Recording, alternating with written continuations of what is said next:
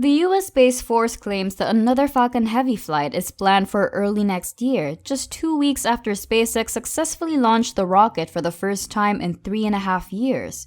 But will this new launch be successful, and what is in store for us? Welcome to Smarter Tech for all interesting, trending technology news, most especially SpaceX news. We keep you updated always. And without further ado, let's get started. The Space Systems Command announced that USSF-67, the Falcon Heavy's next military flight, will not occur before January 2023, immediately before and after the rocket's first operational launch for the U.S. Space Force. The military also said that 2 of the 3 Falcon Heavy rockets used to launch USSF-44 on November 1st would be reused for USSF-67. The U.S. Space Force tone has stayed the same after 2 weeks, and the Space Systems Command is still confident that USSF-67 will launch on Falcon Heavy fewer than 3 months after USSF-44.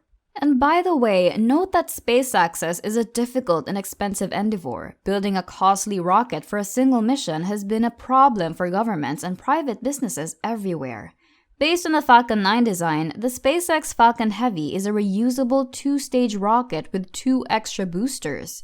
It is intended and constructed for the dependable and secure delivery of heavier payloads into Earth's orbit. The first stage core and outer rockets will resist re-entry to Earth, land securely, and be ready for the next launch with little to no refurbishment after putting the payload into orbit. Before we continue, hold up. If you're watching us for the first time, make sure to hit that subscribe button and turn on notifications so you can enjoy our future videos while getting updated. Getting back to the topic, so what do you expect will happen before the 2023 launch? Flight sequence. The Falcon Heavy takes off with the center core and side boosters working at full power. The ship's pitch, yaw, and roll are controlled by the 27 engines mounted on gimbals. After a few seconds at full speed by the center core, it slows down to save fuel and make the fire last longer. After the side boosters have been burning at full power for 154 seconds and have separated from the core, the center core goes back to full power. Using their cold gas thrusters, the 2 boosters' cores do a flip to change their orientation and start their descent to Earth.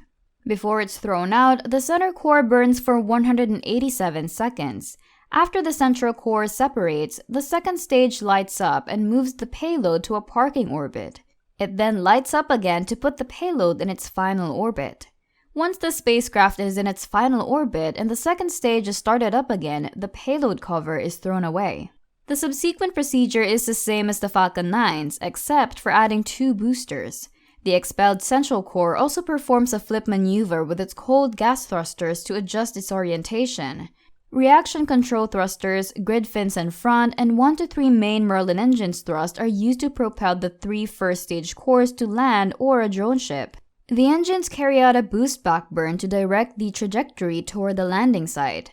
They then deploy an entry burn to slow down the first stage, provide aerodynamic guidance, and then carry out a landing burn for a precise landing as the landing legs are extended, and it lands upright. And when it comes to the design, it is fascinating, but we will look at the 2 stages.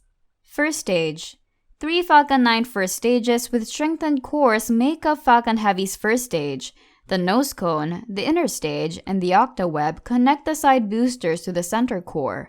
The 2 boosters are physically identical, but the central core has thicker tank walls and a booster separation system. Each core consists of 9 Merlin gimbaled engines for 27, and aluminum lithium alloy tanks storing chilled rocket-grade kerosene and high-density subcooled liquid oxygen fuel. Its main objective is to launch a large payload into orbit with a high thrust. At sea level, the first stage of the Falcon Heavy produces about 22,819 kilonewtons of force. The octaweb design of the engines places 8 engines on either side of a central engine. This concept streamlines the rocket's design and construction while shortening and lightening the booster. These engines help slow the vehicle for landing on a drone ship or in a precise spot on the land and reposition the first stage course before re-entry. Each of the 4 landing legs on the first stage course of the Falcon Heavy is built of a cutting-edge aluminum honeycomb carbon fiber sheet. They deploy right before landing and are stored symmetrically around the base of the first stage. Second stage.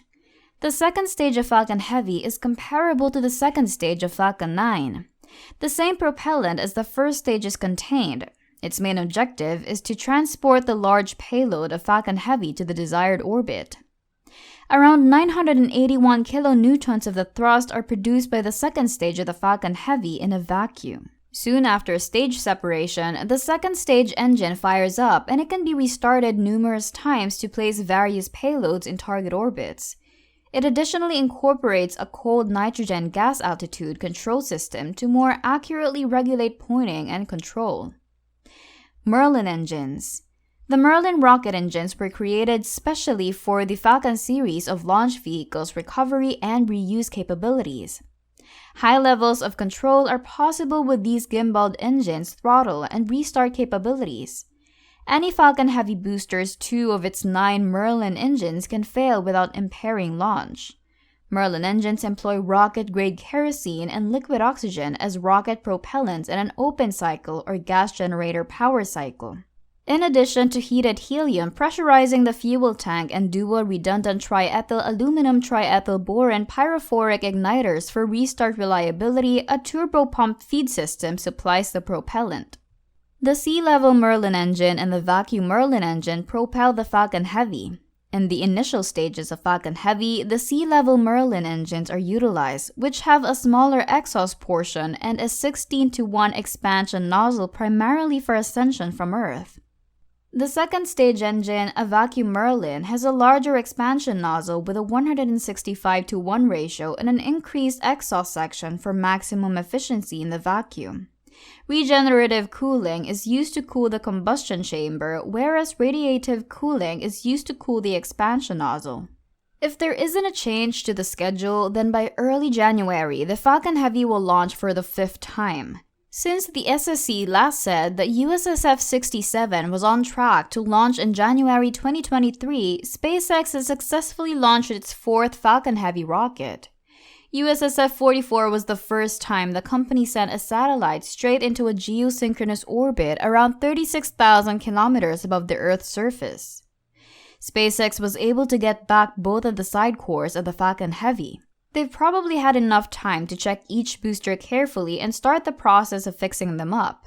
If data collected from the launch, landing, or recovered boosters during USSF-44 showed problems with how the Falcon Heavy worked, USSF-67 would almost certainly be delayed.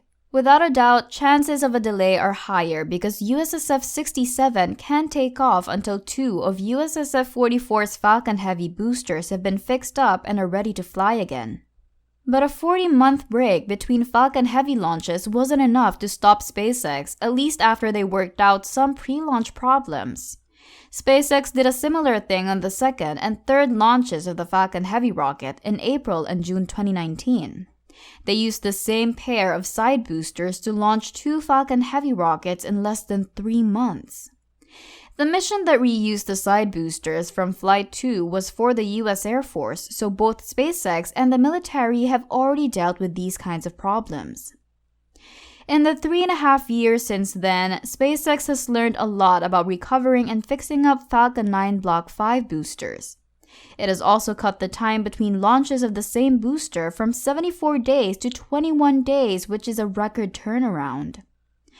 About 60 to 91 months after the initial launch, in January 2023, SpaceX should have no issue rotating Falcon Heavy side boosters B-1064 and B-1065 around for a second launch. For several reasons, putting together and preparing Falcon Heavy for launch takes much more time than Falcon 9. This means that the subsequent 2 launches of Falcon Heavy are likely to be at least 2, 3, or even 4 weeks apart. However, SpaceX may be able to launch 2 Falcon Heavy rockets in a single month if USSF-67 and Viasat-3 are prepared to fly during brief windows in early and late January. In 2023, SpaceX plans to launch as many as 5 Falcon Heavy rockets. But do you think they'll make the schedule? Comment down below. Also, please leave a like and subscribe. Don't forget to turn on the notification bell for more amazing videos. Goodbye!